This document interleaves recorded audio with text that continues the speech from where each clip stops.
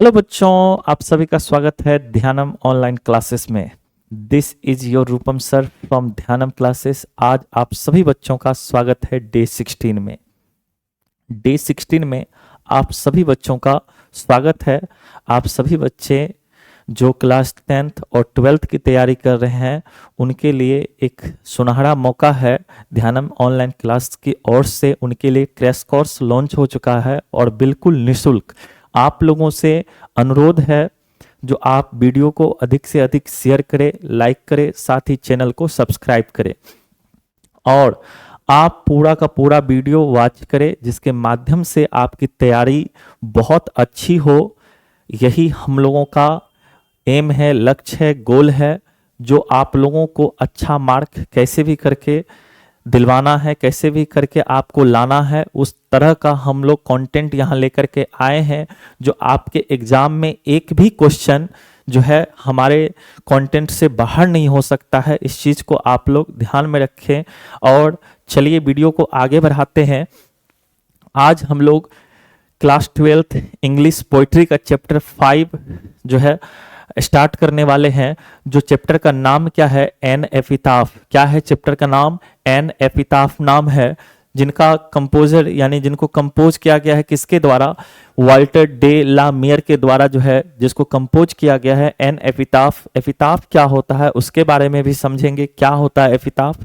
तो आगे चलते हैं और वीडियो को आगे बढ़ाते हैं।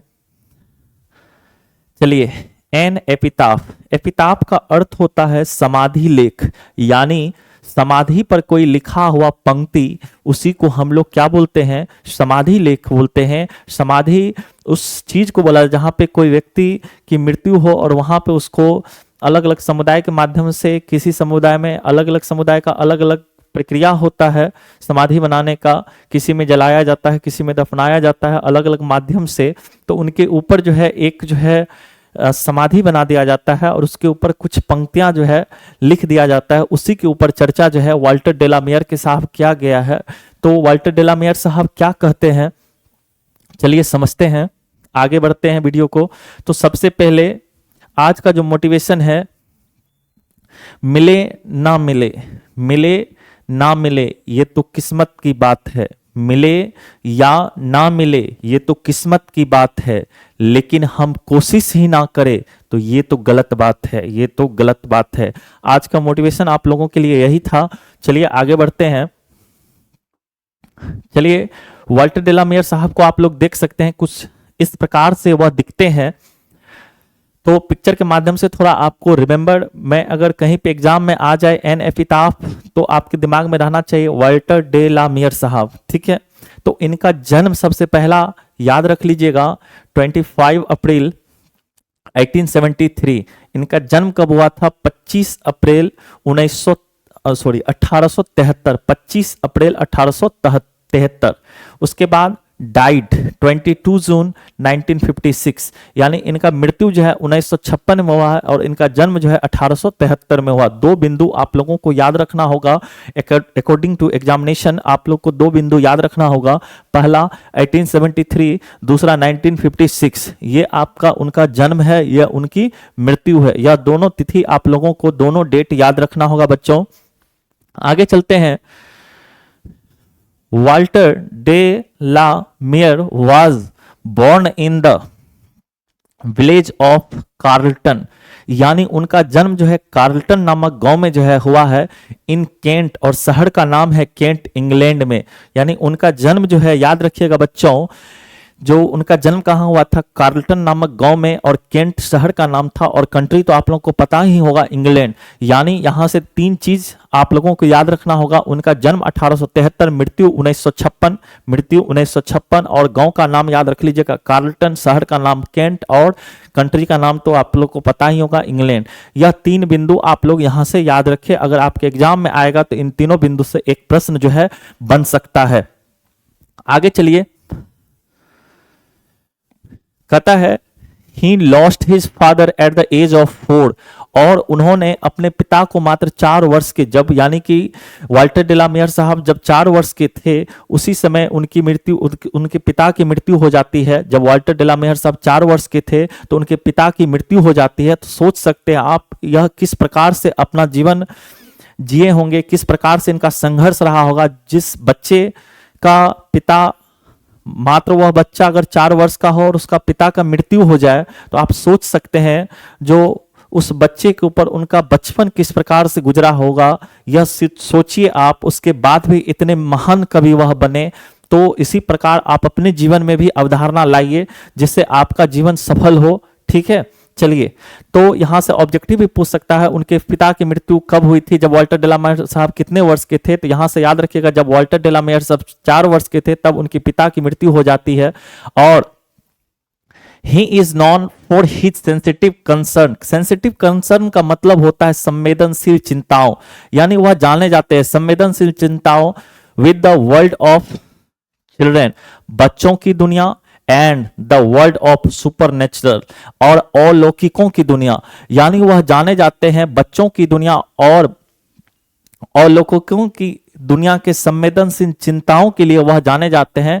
फिर से मैं एक बार रिपीट कर दूं, वह किस चीज के लिए जाने जाते हैं, तो बच्चों की दुनिया और अलौकिकों की दुनिया के संवेदनशील चिंताओं के लिए जो है वह जाने जाते हैं। 2 बिंदु यहां से याद रखिएगा। वर्ल्ड ऑफ चिल्ड्रन का मतलब क्या होता है, बच्चों की दुनिया, और वर्ल्ड ऑफ सुपरनेचुरल का क्या अर्थ होता है, बच्चों और अलौकिकों की दुनिया। ठीक है, आगे चलिएगा। His songs for children and peacock pie, और उनका जो कविता है 2 याद रखिएगा, उनका जो कविता है children, songs for children and peacock pi depict world of dreams, यानी सपनों की दुनिया को वह डिपिक्ट करता है। कौन सा 2 कविता अगर पूछ दिया जाए जो वाल्टर डेलामेयर के सपनों की दुनिया को कौन सा 2 कविता डिपिक्ट करता है, दर्शाता है, चित्रित करता है। डिपिक्ट का अर्थ होता है चित्रित करना, याद रखिएगा। तो हिज सॉन्ग्स फॉर चिल्ड्रन पहला याद रख लीजिएगा, क्या, his songs for children and peacock pie, ये 2 जो है पोयम याद रखिएगा बच्चों, उनके सपनों की दुनिया को क्या करता है, चित्रित करता है। वाल्टर डेलामेयर साहब के सपनों की दुनिया को चित्रित कौन सा 2 कविता करता है, तो याद रखिएगा songs for children and peacock pie, songs for children and peacock pie, याद रखिएगा बच्चों। आगे चलिए, कहता है क्वीन एलिजाबेथ सेकेंड, यहां पे आप लोग सेकेंड पढ़िएगा। Queen Elizabeth second honoured him, उससे सम्मानित करते हैं with the order of merit in 1953, यानी कि वाल्टर डेलामेयर साहब को सम्मानित किया जाता है 1953 में ऑर्डर ऑफ मेरिट, यानी कि एक सम्मान दिया जाता है क्वीन एलिजाबेथ सेकेंड के द्वारा, ऑर्डर ऑफ मेरिट। याद रखिएगा ये ऑब्जेक्टिव पूछा जा सकता है, उनको किस चीज से सम्मानित किया जाता है, ऑर्डर ऑफ मेरिट से, और कब किया जाता है, इन 1953, 1953 में जो है उनको सम्मानित किया जाता है क्वीन एलिजाबेथ सेकेंड के द्वारा, और उस सम्मान का नाम क्या होता है, ऑर्डर ऑफ मेरिट। ये 2-3 बिंदु आप लोग याद रखिए, आपके एग्जाम के दृष्टिकोण से बहुत ही इंपॉर्टेंट है बाबू। ठीक है, आगे चलिए, आगे देखते हैं। अब सबसे पहला एपिताफ क्या होता है, आपके बुक के अकॉर्डिंग एपिताफ का अर्थ क्या होता है उसको समझते हैं। ये नहीं जो आप अपने मन से बनाइएगा, आपके बुक में जो है उसके अकॉर्डिंग चलिए, आप बेहतर एग्जाम में स्कोर कर पाइएगा। तो एपिताफ का जो मतलब होता है, मीनिंग होता है, जो अकॉर्डिंग टू योर बुक्स, देखते हैं क्या है एपिताफ। सबसे पहला यह नाउन है, याद रखिएगा, inscription on a Tom in a memory of the dead, यानी मृतकों की स्मृति में कब्र पर शिलालेख। यानी अगर आपसे पूछा जाए एपिताफ किस चीज के ऊपर स्टैंड है, एपिताफ का मीनिंग क्या होता है, तो inscription on a Tom in a memory of dead, यानी मृतकों की स्मृति पर, मृतकों की स्मृति पर, याद रखिएगा, मृतकों की स्मृति में कब्र पर शिलालेख, मृतकों की स्मृति में कब्र पर शिलालेख। कब्र का मतलब आप लोग समझ सकते हैं, जहां पे दफनाया जाता है उसको कब्र कहा जाता है। तो मृतकों की स्मृति में कब्र पर शिलालेख, यानी एपिताफ का क्या अर्थ होता है, यह बात आपको ध्यान में रखना होगा। आपका चैप्टर है एन एपिताफ, एपिताफ का अर्थ मैंने बता दिया। उसके बाद याद रखिएगा, इनको किसने, इस पोयम को किसने कंपोज किया है, तो वाल्टर डे ला मेयर साहब। वाल्टर डे ला मेयर साहब का जन्म कब हुआ था, तो 1873। उनकी मृत्यु कब हुई थी, तो 1956, 1956 में उनकी मृत्यु हुई थी।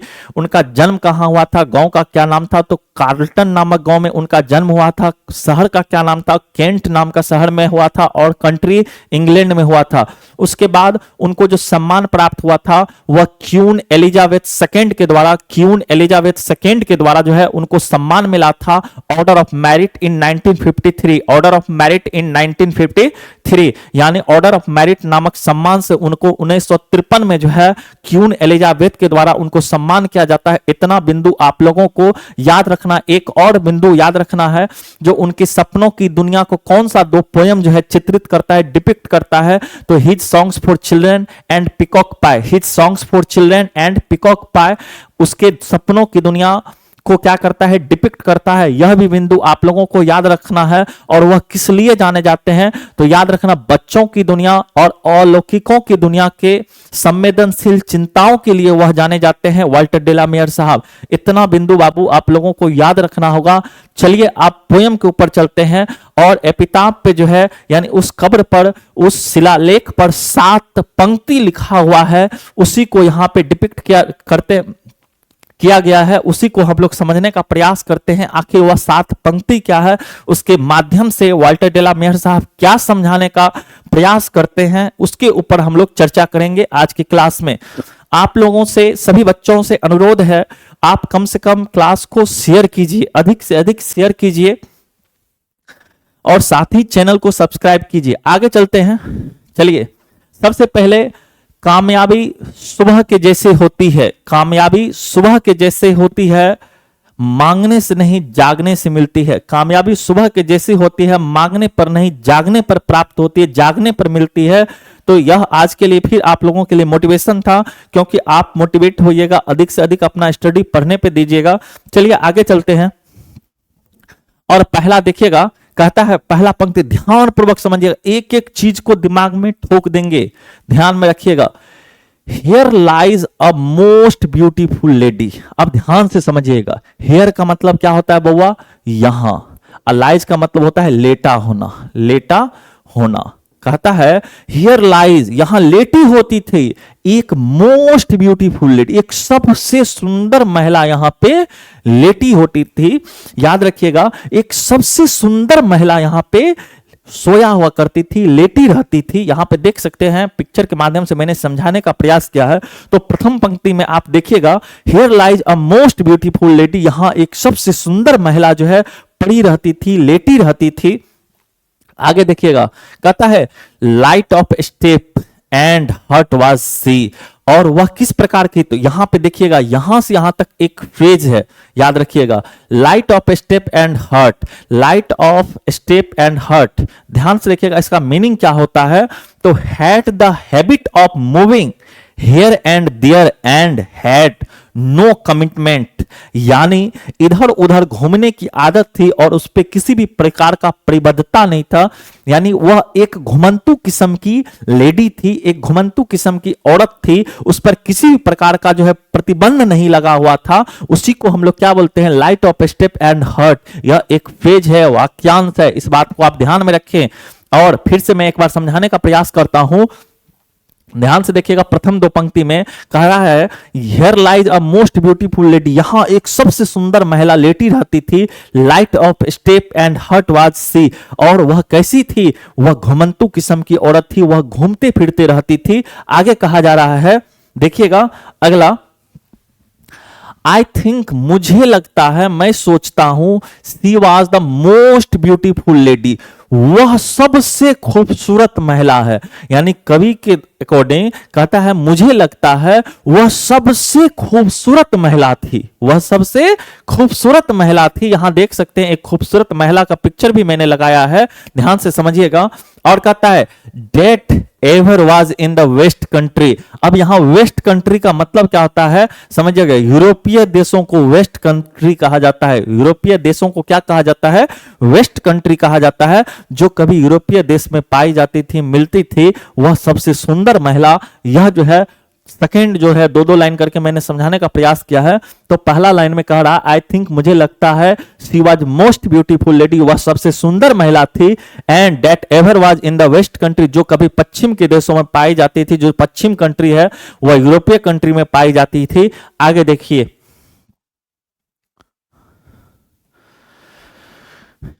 कहता है बट ब्यूटी वेनिसेस। वेनिसेस का अर्थ क्या होता है, ध्यान से समझिएगा। वेनिसेस डिसअपियर, डिसअपियर्स, डिसअपियर्स का मतलब लुप्त हो जाना, गायब हो जाना, खत्म हो जाना। डिसअपियर्स का मतलब लुप्त हो जाना, गायब हो जाना, खत्म हो जाना। तो कहता है बट, लेकिन, ब्यूटी वेनिसेस, सुंदरता तो नष्ट हो जाती है, लुप्त हो जाती है, खत्म हो जाती है। ब्यूटी पासेस, सुंदरता गुजर जाती है। आपका सुंदरता आज से 10 साल के बाद कोई नहीं देखेगा। आप कितने कामयाब है यह चीज देखा जाएगा। और वाल्टर डे ला मेहर साहब के अकॉर्डिंग भी देखिए, यहां पे कह रहा ब्यूटी वह क्या है, वेनिसेस है, खत्म हो जाती है, लुप्त हो जाती है। और ब्यूटी पास से, सुंदरता गुजर जाती है, सुंदरता गुजर जाती है। ऐसा वाल्टर डे ला मेयर का सब बिल्कुल सही कहना है उनका। सुंदरता मायने नहीं रखता, आप कितने योग्य हैं यह मायने रखता है। आप अपने जीवन में कितना सफलता प्राप्त किए हैं यह आपके जीवन के लिए महत्वपूर्ण है, ना कि आप कितने खूबसूरत हैं यह महत्वपूर्ण नहीं है बाबू। आगे देखिएगा, However rare it be, चाहे वह कितना ही दुर्लभ क्यों ना हो, चाहे वह कितना ही दुर्लभ क्या ना हो, करा एंड व्हेन आई क्रम्बल। और क्रम्बल का अर्थ देखना, यहां पे क्रम्बल का अर्थ मैं लिखा हूं, क्या आपको याद रखना है, लेकर के चलना है, मृत्यु, डाय। कह रहा है व्हेन आई क्रम्बल, जब मैं मर जाऊंगा, जब मैं मर जाऊंगा, हु विल रिमेंबर, तुमको कौन याद रखेगा। ए पश्चिम की महिला, जब मैं मर जाऊंगा तो तुमको कौन याद रखेगा। आखिर सोचिए, आप ही किसी लड़की से प्यार करते हैं, अगर आप ही नहीं रहे तो उस लड़की को कौन याद करेगा। ठीक है, तो इन सब चीजों के चक्कर में तो आप ना ही पड़े तो बेहतर होगा आपके जीवन के लिए। आपके माँ बाप से बेहतर जो है, माँ बाप से ज्यादा जरूरी, यानी माँ बाप से बड़ा कोई चीज ही नहीं, ये बात आप ध्यान में रखिए। माँ बाप से बड़ा कोई चीज नहीं होता है, ये चीज लेकर के चलिए आप अपने जीवन में। आगे चलिए, कहता है this lady of the west country, ए पश्चिम की महिला, यदि मैं मर जाऊंगा तो तुमको कौन याद रखेगा। ऐसा वाल्टर डे ला मेयर साहब का कहना है। आगे देखिए, अब हमारा जो है 7 लाइन खत्म हो चुका है आप लोगों का। तो उनके कहने का मतलब था, उस समाधि लेख पर जो है लिखा हुआ था, जो उनके इस कविता के माध्यम से समझाया जा रहा है, जो सुंदरता जो है वह अधिक दिन नहीं रहता है। सुंदरता कोई कोई चाहत जो है, कोई कोई चाहने वाला जो है उस सुंदरता को देखता, आप जिसे चाहिएगा वही सुंदर है, उससे बेहतर खूबसूरत कोई नहीं है। और मेरे हिसाब से, अकॉर्डिंग टू मी, मेरे अनुसार माँ से भर के सुंदर कुछ चीज नहीं होती है, माँ ही माँ है। याद रखिएगा, माँ से सुंदर कुछ नहीं होते। इसी के साथ आज का क्लास खत्म हुआ। धन्यवाद।